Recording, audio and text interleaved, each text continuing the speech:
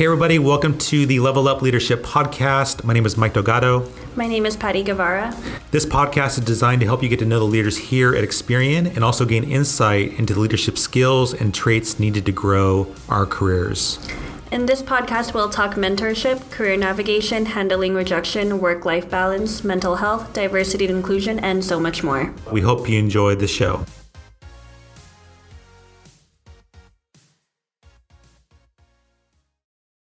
Usually we just start with your background. So if you could tell us a little bit about your professional background.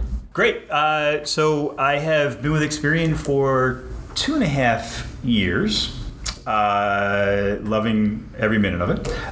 Prior to that, I was the president and founder of a tech startup in Silicon Valley, and that lasted about 7 years. So that is everything that you imagine it to be. It's kind of like glorified Shark Tank. Wow. Where you sit in front of people on Sand Hill Road, which is in Palo Alto, which is where all the VCs are, and you go in there and you pitch your idea. And our first round of funding came from Jeff Bezos. Really? Of Bezos Expeditions. Wow. So he gave us our seed round of $1 million. Dang. And then we grew the business. So we grew the business from me, developing the product team, the sales team, and our first client was in the UK.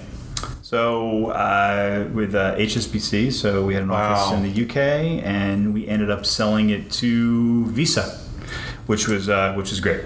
And prior to that, I was always in financial services. So I've been buying Experian products and services for most of my adult life. People like Joe Talbot, known Joe a long time. Joe was my account exec at Providian Financial, where I was the chief risk officer there. Oh, wow.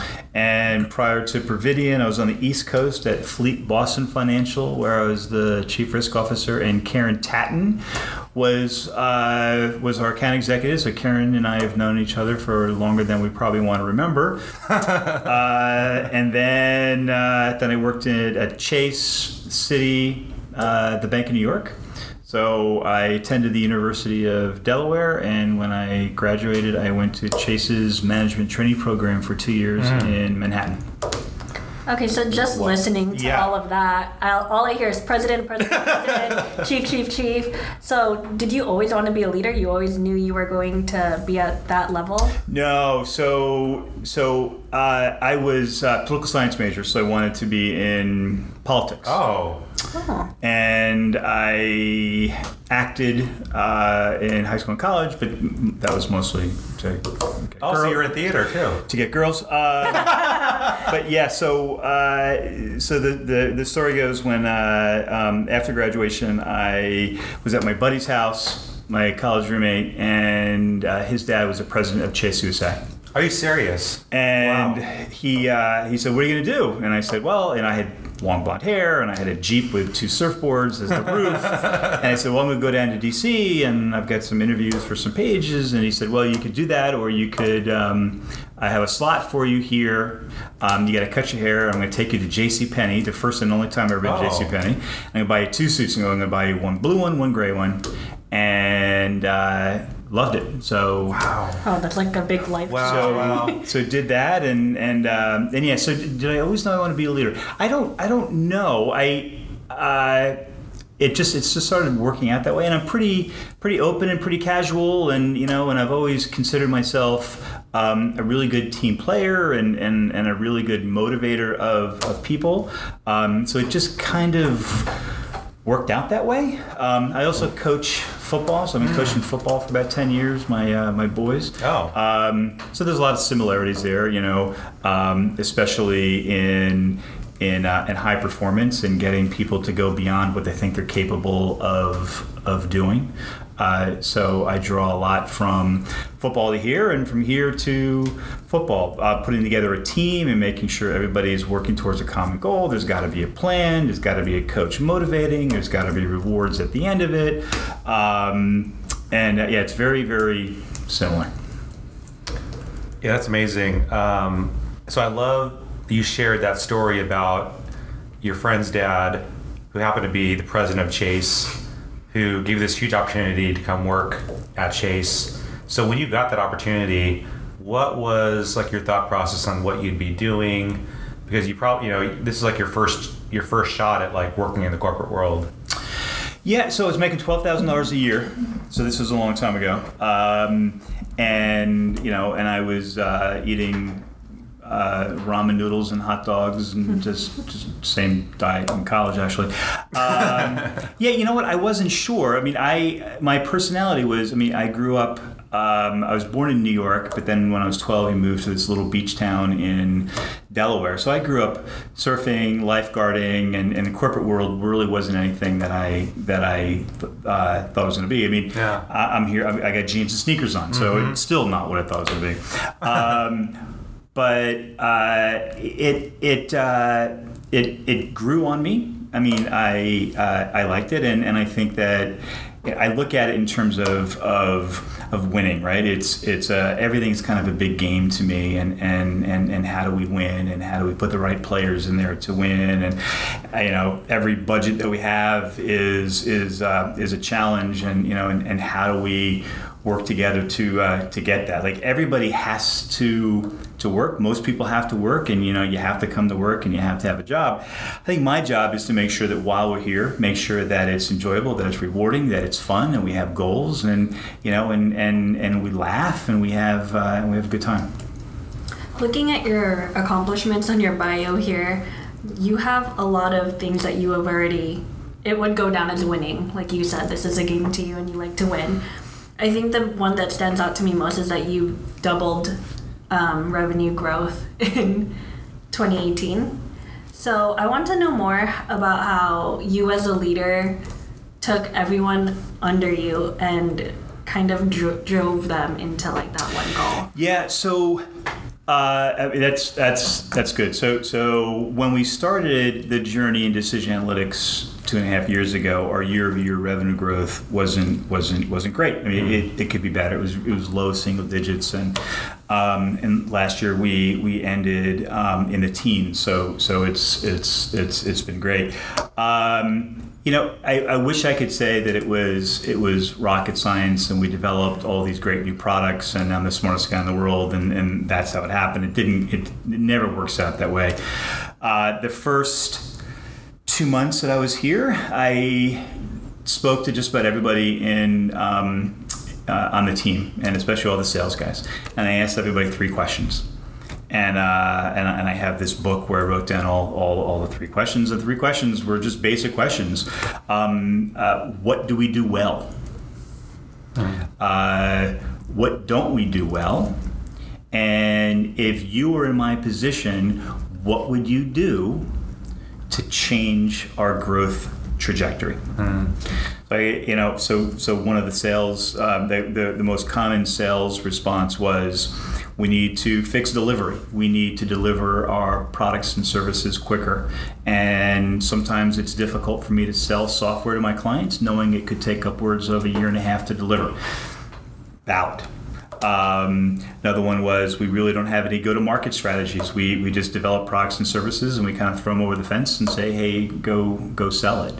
And there was a bunch more. So we kind of took some of those things, and I'm a big believer in, it's always funny when you say to a new team, give me all of the, what are you working on now? And the team will come in and historically will pride themselves on this big book. Here's the 367 things I'm working on. Yeah. Well, there's no way to work on 367 things. So we kind of compiled that list of the interviews and talked to everybody and got everybody's input, right? Because everybody has to feel like they belong and they have buy-in on this, right? It's not me. And we came up with, here's some of the things that we really need to do and have a maniacal focus on those things. Let's do those things. And when we do them, we'll move on to the next one. So we built out a brand new delivery organization so that we can give our sales team and our customers a confidence that we can deliver our products and services.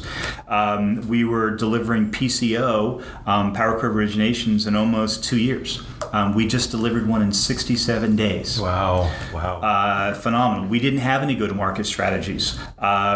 We didn't have any propositions for our sales team. And at the end of the day, we're a sales organization, right? So we need to do everything we can to put the power into the hands of the sales team. We just finished these great Keir Brettenfield's team, Tracy Krepper put together these great animations because I got sick of PowerPoint. I got sick of having our sales team having to lug these PowerPoint decks and everything else. And when I was on the other side of it, buying products, I hated this. So we created several animations. So now our sales guys can go in and sell on an iPad. And you press start, and it talks about our products and services, and it's animations, and it's voiceovers, and it's just a new way of doing things. So in essence, we did a much better job selling the products that we have.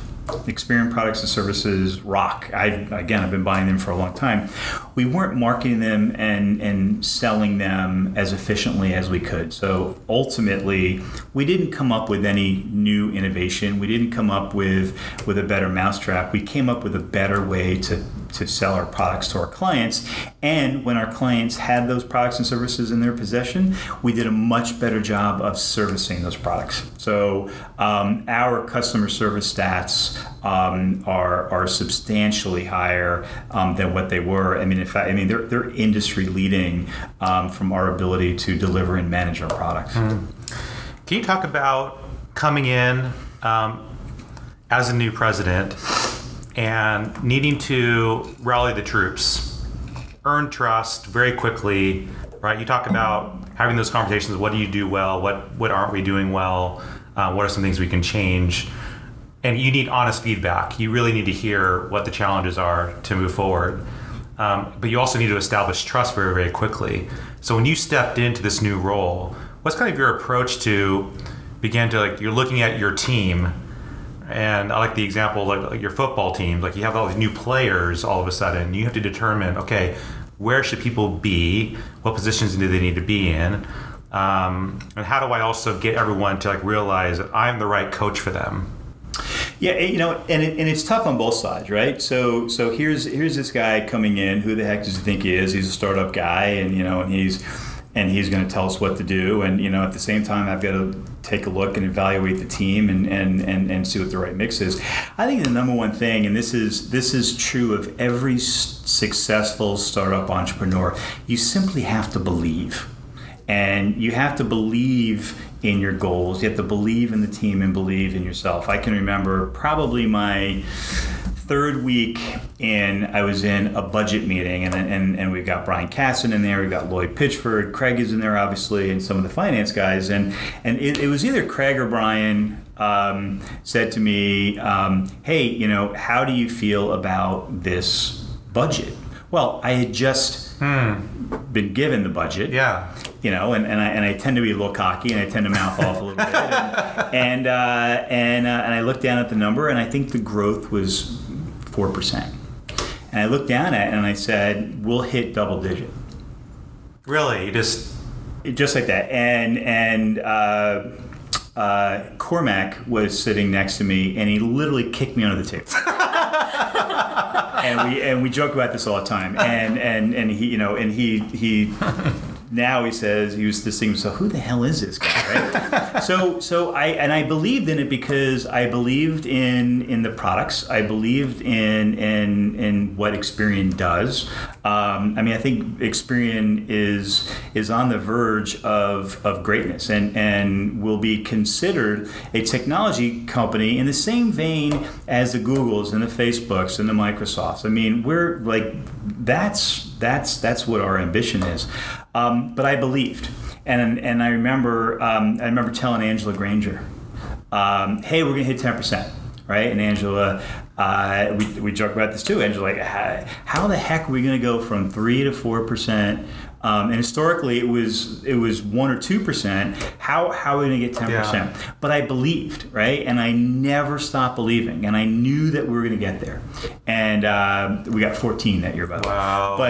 But that's a big thing, right? You've got to believe, and you've got to walk in here and know that you're going to do everything you can to get there. Like you're not gonna leave any stone unturned. You're gonna do whatever you can, and I think it's important that me, like we had our gap call meeting today, right? And and I'm in the gap call talking to sales guys, and I know most of the deals we have going on and what the products do, and and just rally the team. But it comes down to belief, and that's you ask any entrepreneur that's been successful, they believed in their product, even when sometimes somebody says no.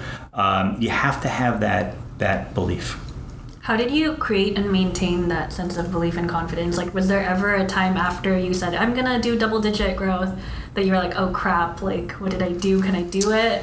Well, I'm sure that, I'm sure that happens. But I mean, I'm a super positive person anyway, right? And I mean, what's the alternative? Right, and so you really think about it. Is that you can either be mediocre and say, we'll try to get there, or you can say, hell yeah, we're going to get there, and you rally the team. And so when you think about the choices that you have, it's just a no-brainer. I mean, honest to goodness, it's cliche, but we're only on this earth for a fairly short period of time, and I got another 100 years, but I think while we're here, let's have fun with it, right? Mm-hmm. Let's be positive, and let's believe. I mean, I've been married 23 years, and got 3 kids, and they sometimes get sick of me saying it, but yeah, I mean, you can be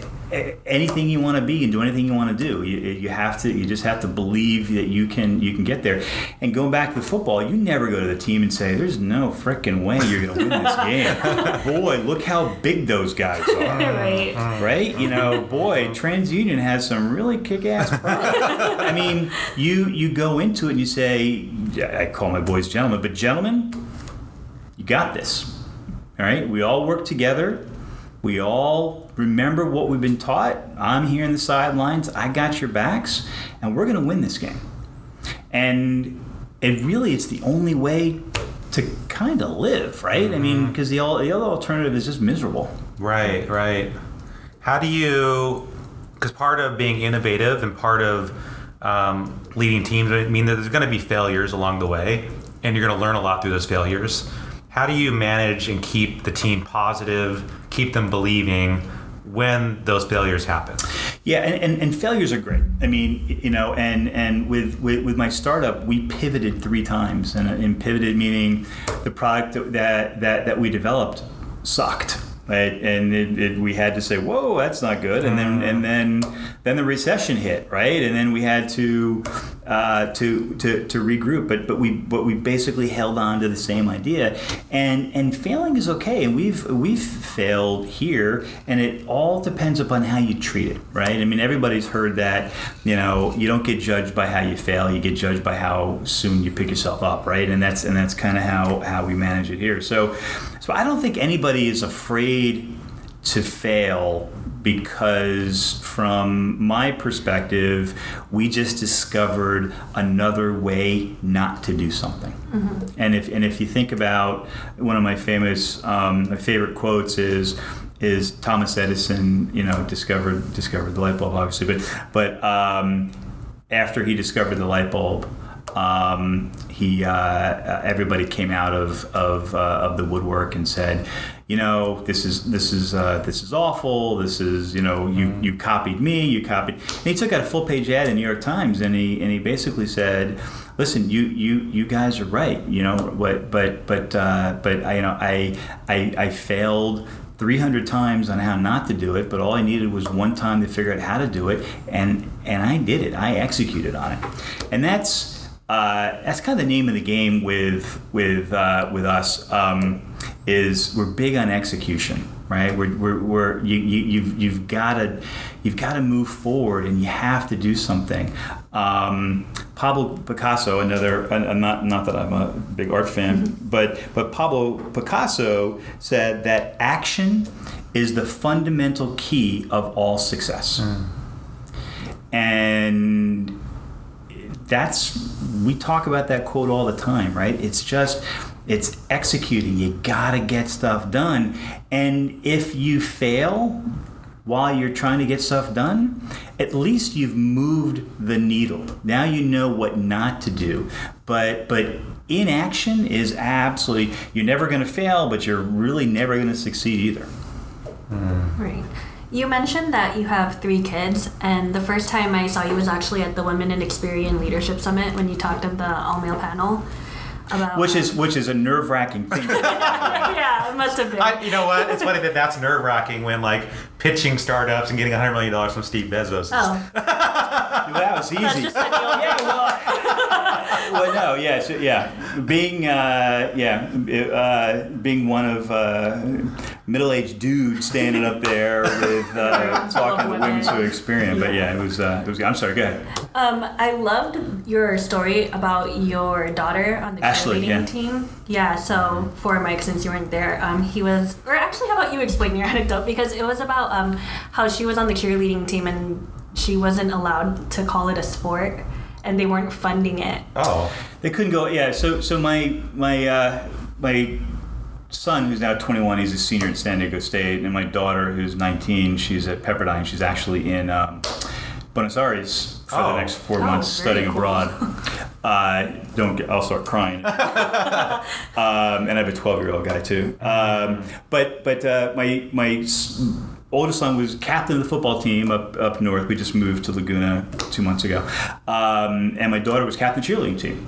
And the benefits that he got from football were numerous. I mean, it was free this and free that from the boosters, and really nice buses, and they didn't have to pay for the uniforms. It was great. And my daughter and all of her teammates didn't get that same privilege. And when we dug into it a little bit, the county in Northern California did not recognize cheerleading as a sport. They categorize it as a extracurricular hobby. And my daughter could kick my son's butt, my 6'2" linebacker son, up and down the field.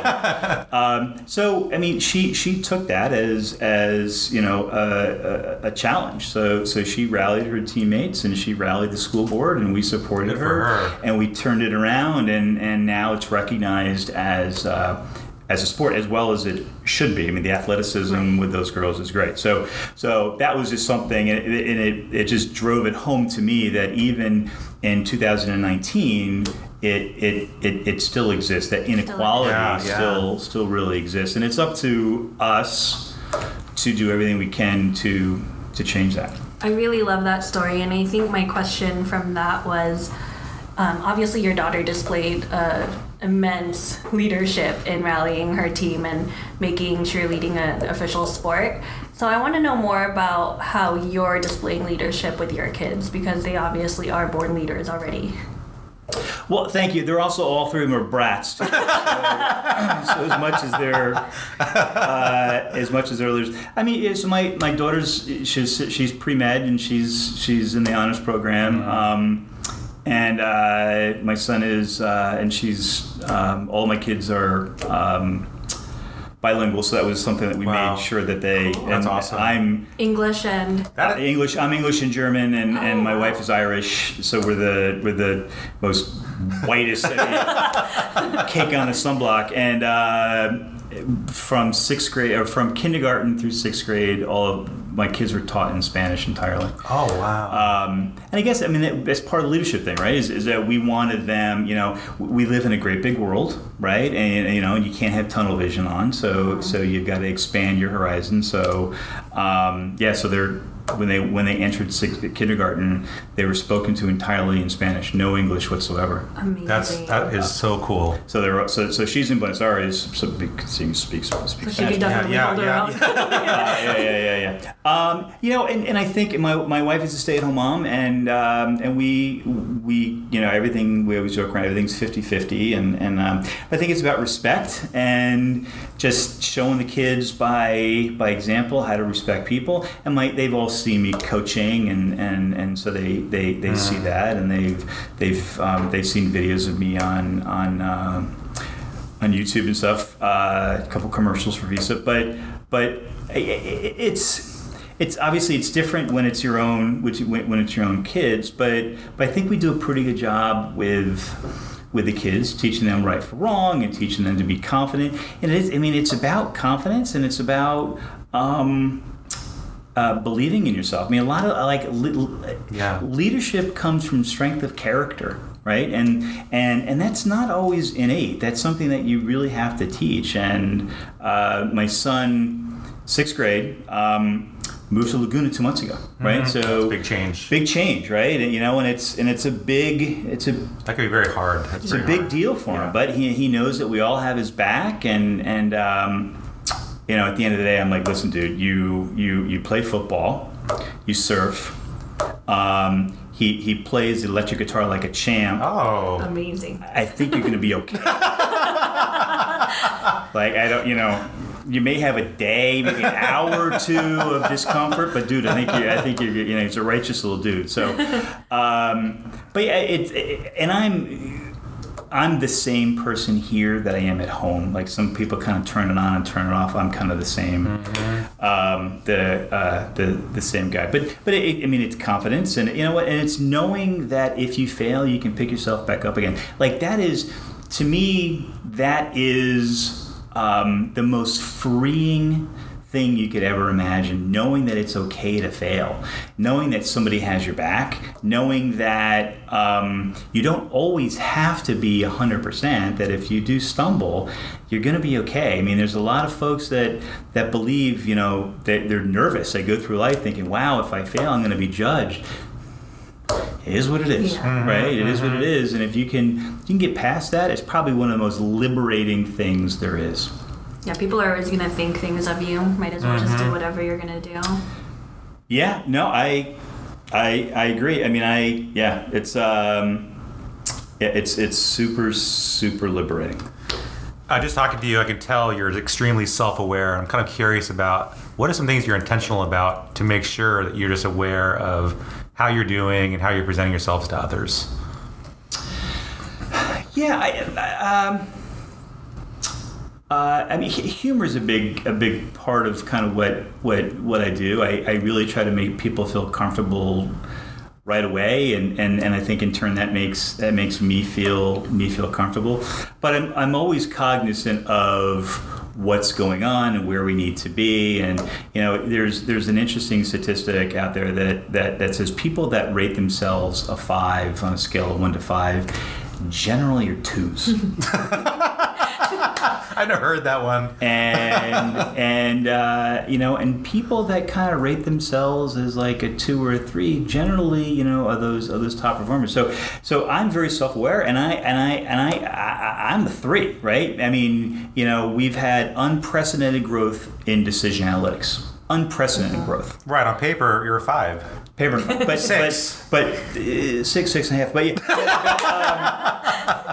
But I was having this conversation with somebody. Maybe it was Adam Fingerish this morning over coffee. But yeah, I mean, I've got a lot of work to do. Like, I mean, there's a lot of things that I need to do to improve the team.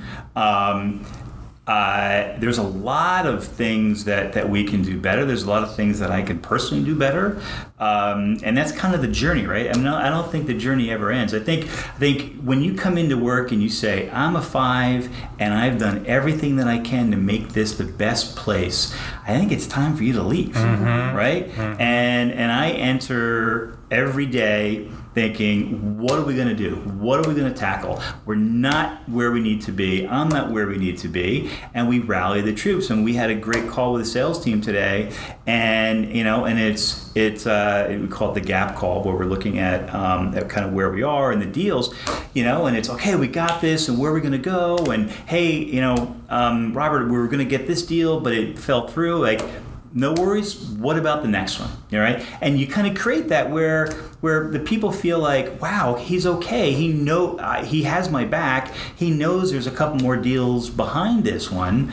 That's gonna, that's great, and that's freeing, right? It enables you to then go get more deals and not be so consumed about that one. It's not even a failure, right? It is what it is. A deal fell through, and there's the other way to treat it is to harp on that one deal, and why didn't you get it and you're not performing where you need to be, that person isn't going to be where they need to be with that type of attitude.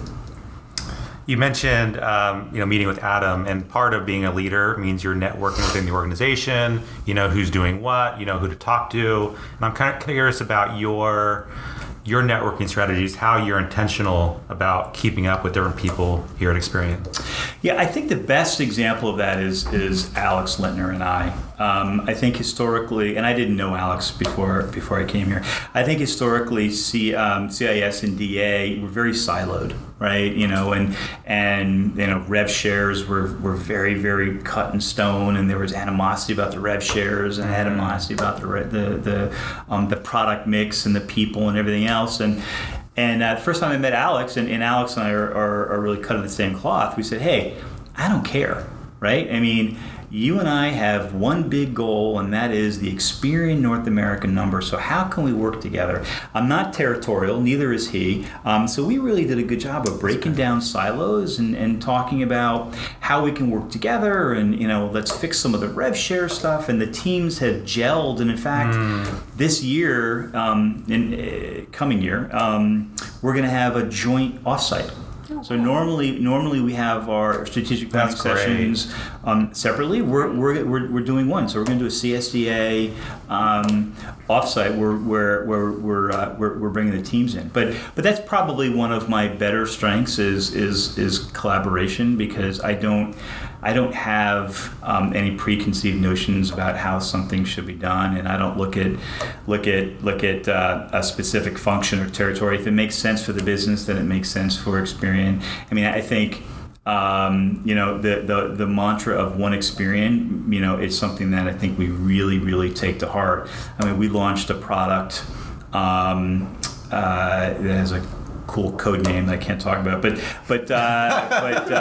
we launched a product that was super, super successful, and we had to rally. We had to bring in EITS, we had to bring in CIS, we had to bring in the global guys and product, and we all pulled together, and it was a phenomenal success. And we couldn't have done that if we didn't collaborate. Right. And I think I generally make people feel at ease, and I'm fairly unassuming and very collaborative, and I think that vibe gives way to people knowing that there's no ulterior motives. Like, how do we make this company the most successful company that we can?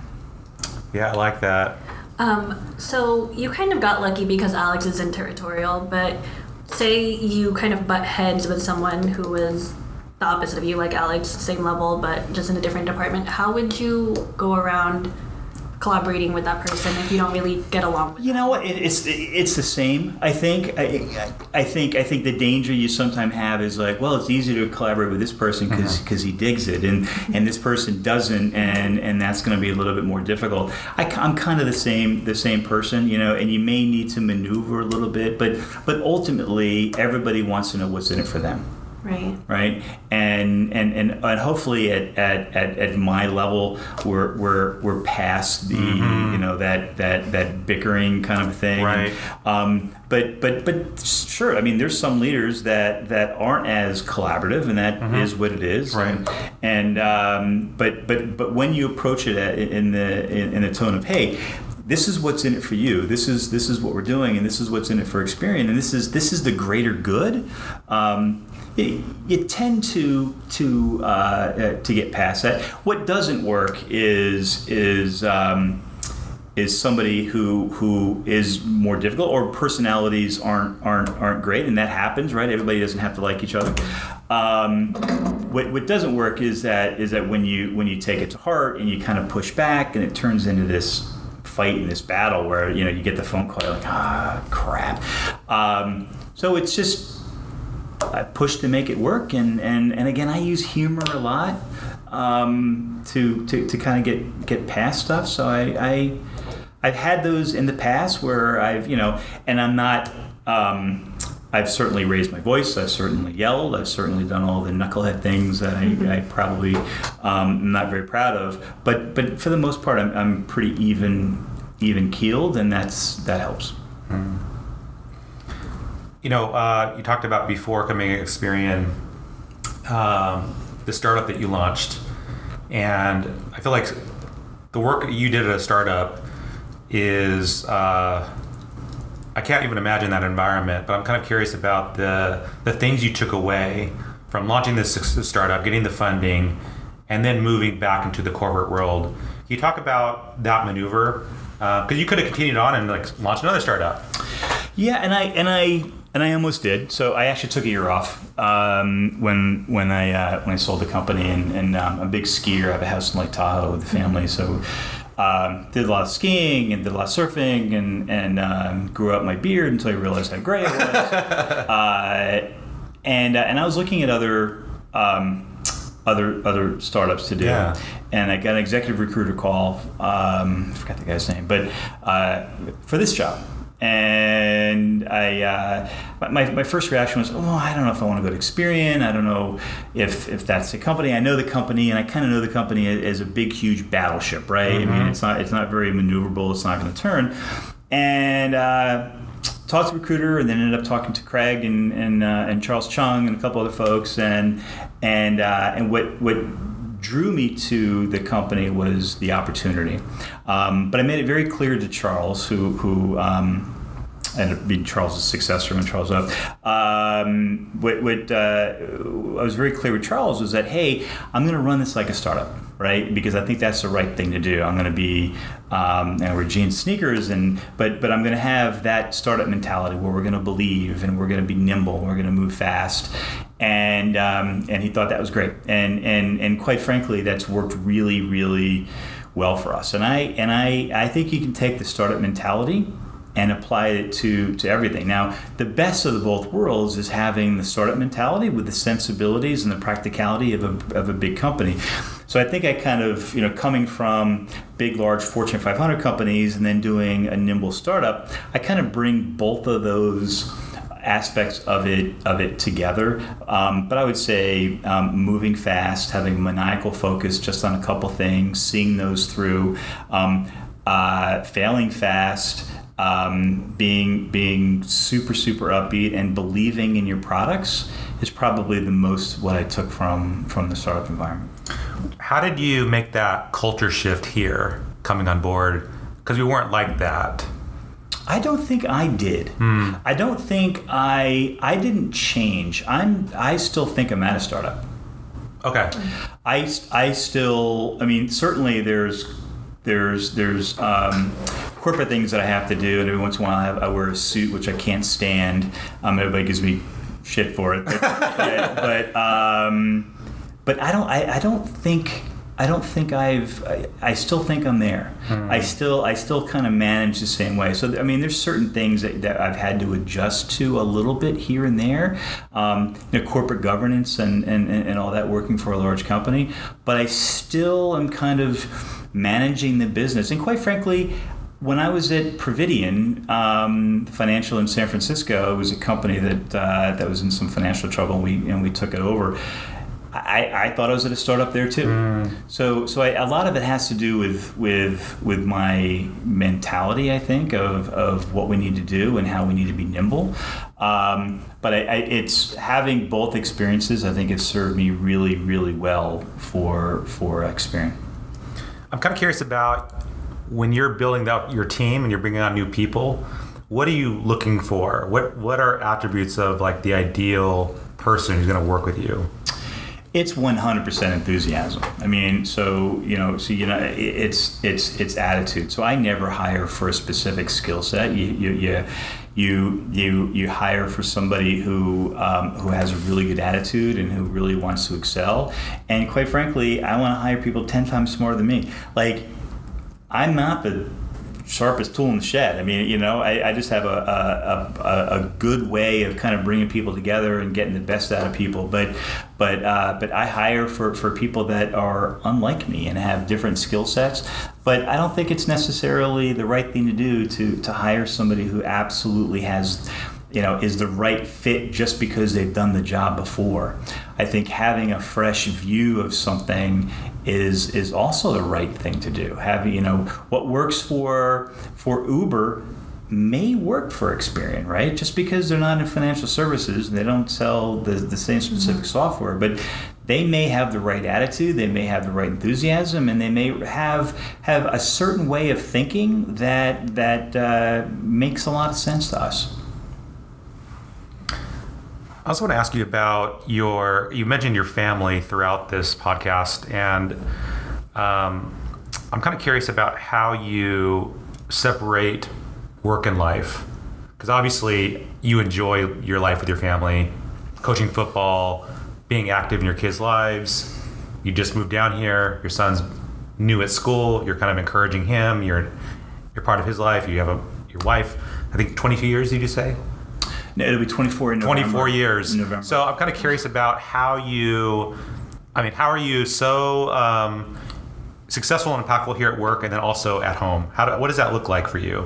Well, it's family first. I mean, so that's always, and I tell the team, your family comes first, because I mean, ultimately that's what really matters. I mean, this is fun, but family matters. I think having a good work-life balance is great, and I think that's from the top of the house. Whether it's Brian Casson, or I was just sitting down with Craig talking about something, and first thing out of Craig's mouth is, hey, how's the family? What's your football score?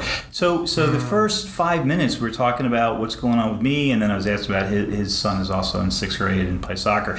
So I think at the top of the house, right? It really makes a difference. I mean, and let's face it, that it makes for a better work environment when you have something really great to come home to, and you don't get stressed out about it. Now, there's times where I'm at home and I'm on the phone at 7:00 at night, and I was on the phone with finance last night at 7:00 at night.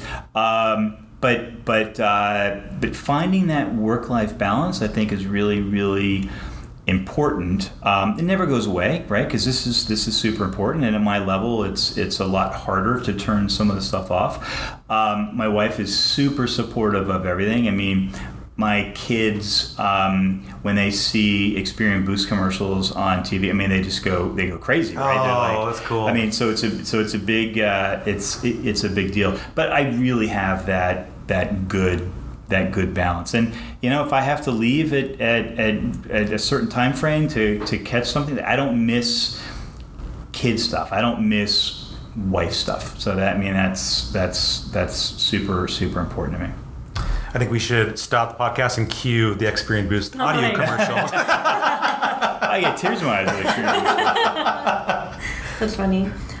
So it sounds like since you put family first, there hasn't been a lot of sacrifice on your part because you're putting your family first. But have you ever had maybe like really bad burnout that you kind of had to put work on hold? I'm curious about, especially during startup time, because you got to be putting in lots of hours. Startup was really tough. Especially since we did it during the recession and everything kind of cut. I don't think I got burned out, but it's a completely different dynamic. I mean, at one point I was in London and all of Europe so often that we lived there for about 3 or 4 months in 2 summers, just because I had so much work over there. So rather than me go back and forth, I said, guys, you got to come with me. So we kind of moved out there. I don't think I've ever been burnt out. I don't think you work in the right way if it gets to that point, right? And I don't think you've got a good, healthy work-life balance if you get burnout. I mean, there's times where, I keep looking at my watch, so I don't want to go have a beer, but there's there's times that you get, I don't even know if I get stressed, but there's times where there's hard days, right? But I think if you approach it from the beginning, if you never light that fire, you're not gonna get burned out. So you got to maintain that work-life balance right away. But yeah, I don't think I have ever, even like the worst days I've ever had in my career, which I can't even pick one, but it's, and there are those, but I guess the point being is that they're not, in the grand scheme of things, it's not so bad, right? If you're afraid of getting burnt out, or if you are getting burned out, like I said, you kind of got to back up. There's something a little bit wrong with how you're treating this. To me, I'm having a blast. I mean, I'm having a blast, and it's fun. I like the people here. I like what we're doing. I like winning. I like our goals. But to me, this is as fun as really as anything else. Mm-hmm. I don't think it's work. I look forward to it. Yeah, I like that. I'm kind of curious. Earlier in your career, because when I see and hear you talk, I love your humor. You're obviously extremely confident. You're enjoying your work. You're enjoying your life. And I'm curious about earlier on in your career, some of those things that you had to work on to improve that skill. It might be public speaking or whatever it is. Maybe some of those challenges that you had earlier on that you were intentional about. Like, I need to get better at this thing. Yeah, I think the public speaking thing has always been okay. I've always been a bit of a knucklehead and not afraid to talk in front of a camera. Maybe that's from when I was younger, but yeah, there's always that. I mean, and I just read not that I read quotes all the time, but I just read an interesting quote from Richard Branson. He basically said, if somebody gives you the opportunity of a lifetime, and you don't think you can do it anyway, and you'll figure it the hell out. Right? I mean, I'm paraphrasing, but that was basically his thing. And that's happened a couple times. And I can remember one time where I was I think I was working at the Bank of New York, and I got recruited to go to Fleet Boston Financial. Doesn't exist anymore as a company, but and it was a pretty big leap. I think I was going from an assistant vice president to a senior vice president of risk. Wow. And they offered me the job. And I remember talking to my wife. I'm like, babe, like half the shit they're talking about, I don't think I can do that. And and she said, yeah, you can. Like, yeah, I mean, you're going to figure it out. And I think you shouldn't be afraid of taking risks, right? I mean, if you never take a risk, you're never going to get a reward. And that's just the reality of it. And I just think I kind of learned. But what I've always fallen back on is my ability to manage teams, to be motivating. And I have this uncanny ability to kind of look at a problem and find the solution. I don't know how to do it, but I kind of have this uncanny ability to kind of simplify things and say, okay, here's the big problem we have, here's how we can fix it, and here's kind of the pieces. And listen, what we're not doing, we're not brain surgeons, right? I mean, I certainly wouldn't go from leading DA to cutting into somebody's head. But a lot of the principles that we do and we learn and that are kind of innate in us over our careers are pretty applicable to some other things. I mean, I manage machine learning and artificial intelligence. I don't know how to do that, right? I mean, we have a team of people that are 10 times smarter than me that are experts in that. I know how to bundle it up. I know what it is. I know how we should sell it. I know what the go-to-market strategy should be. But I don't know how to do it, right? I mean, that's why we have all these PhDs, and I don't pretend to. And I'm confident in my ability that I don't know what the hell they're doing. But they rock, and we're doing a really good job of it. But that's kind of not my job. Yeah, that's right. Do you have any advice for younger people in their careers who might not know if leadership is the route they want to take?